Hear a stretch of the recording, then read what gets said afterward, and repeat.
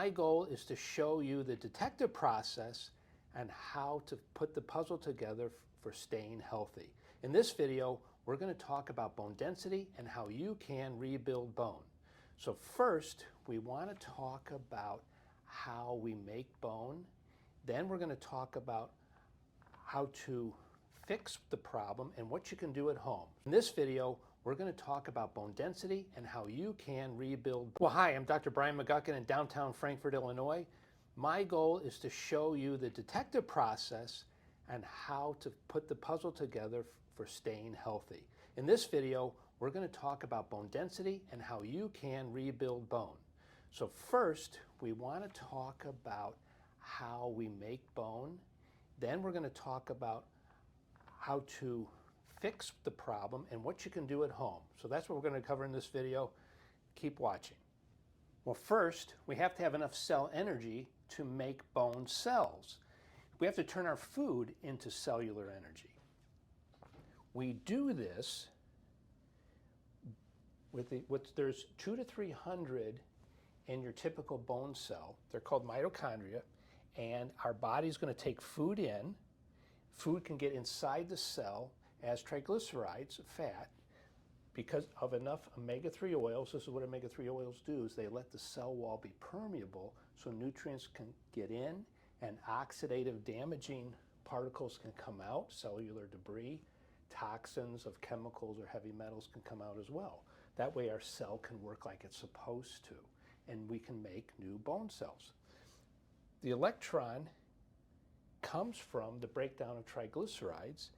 Your antioxidants, the things you'd see in a multivitamin, vitamin C, vitamin E, selenium, coming from our fruits and vegetables and nuts, they trap that electron, give it to the mitochondria, and that's turned into cell energy. But the cell that's going to make new bone is called an osteoblast. It's very, very sensitive to acid loads. Just a little bit of acids will shut down the formation of new bone, and it leads to the removal of bone at a much faster rate than we want. And these acids are hydrogens. The mitochondria are very, very sensitive to too many hydrogens in a cell, and we remove them by minerals, which are going to come in our vegetables. So that's the importance of the dark green vegetables in a normal healthy diet. If we don't remove those hydrogens, two hydrogens grab an oxygen, make water. Those days when you feel a little puffy in the face, you really are. You're holding water, and our cells slow down, and we're not making new bone. If it happens on a chronic daily basis, now we get into the bone density issues. So acid loads are a big, big problem, our diet. The second one is called oxidative stress, which is essentially not enough antioxidants. Research shows it's predominantly vitamin C. The mineral that's most needed is magnesium. We use the natural form of vitamin C. It's called ascorbate vitamin C. And this gives us the ability to remove any harmful oxidative stress particles. There's a third portion to this puzzle that you have to be, and this is part of our detective process when we talk to people. Stress. Stress, the stress hormones, cortisol and norepinephrine, they increase the release of calcium from bone. So the more stressed I am, the more problems I'm going to get myself into as far as bone density goes. Anxiety easily, what happens is the brain memorizes a stress pattern from childhood, high school, college, adult, business, whatever it is. It'll memorize a pattern, and it'll keep it going. Think of the triggers that stress you. There's a book called Mindset about triggers. The things that upset me, well, those are memorized patterns. And if we've got some deep-seated ones, and you would know, then we're going to have bone density. I could be a perfect eater, and I'm still going to have bone density problems. So we have to figure that out, and what's fun is we can test. So the next part is, how do you test? How do you know where to go? And this is where, again, our listening comes in. We have to put this puzzle together. So the first thing we can do, and this is easy, you can do this at home, And at the end of the video, I'll show you how to get this. It's the get out of bed first morning's urine pH. Any acid excess will be seen in the get out of bed urine.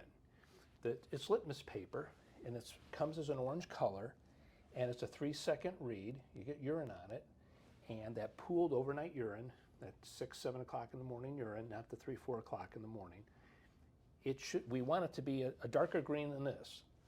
And if it is, then you're in good shape. You're eating well, and your body's working good. If it's more in the acid load, then your cells don't have enough cell energy, and you're not going to make bone at the rate that you want to. Second is we want to be able to measure our ability to regrow bone in the bloodstream. Vitamin D levels, the omega-3, omega-6 oil concentrations. Can my cells permeability, nutrients in, toxins out? We want to measure that. Serum magnesium, the food intake, the supplements I'm taking, can we see it in the magnesium the next day on the bloodstream? That's why we use the serum. How much inflammation's in the body? Fibrinogen, ferritin tests. High sensitivity C-reactive protein. We use the cardiac version of those tests. We use the cardiac version of the vitamin D for better accuracy. But we want to measure how much inflammation's in the body, because inflammation is going to be oxidative stress, and it's going to carry over into the inability to make new bone cells. We will use vitamin C, the ascorbate vitamin C, to a saturation dose to identify their demand, the patient's demand for vitamin C. We also, if there's stress, we can test hormone levels, and we can test the estrogen progesterone levels, and then we can test the cortisol and DHEA coming from the adrenal glands, if there's a memorized stress pattern that's affecting our bones. Our goal is to rebuild the capability of making new bone cells, and we want to keep the removal of old dead bone cells at a normal healthy rate. We want vibrant, strong bone. We don't want it full of dead bone, but we definitely want to build up our healthy bone cells. So what makes up bone? The number one mineral is calcium, then magnesium, then sodium, then potassium. What's fascinating is the trace minerals are extremely important in keeping bone strong. Boron, silica, vanadium, chromium, iodine, manganese, copper.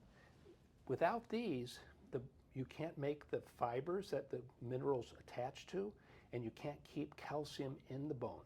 Vitamin D works with magnesium to keep calcium in the bone. They work together. Vitamin D actually acts as a hormone. So we want to make sure the patient has an adequate intake of these, as well as testing based on our conversations. Now we can rebuild new bone, and we can track it. We can track it on a daily basis with the first morning's urine pH. We can track it with common sense periodic retesting of blood tests, hormone and adrenal cortisol output based on the patient's improvements on their health, how they feel, and their DEXA scans will improve. So it's very exciting, very fun, but you do have to take the time to listen to figure out where the person's at in this process, and then we can get success. Email me. I've got a list of acid-forming foods, alkaline-forming foods.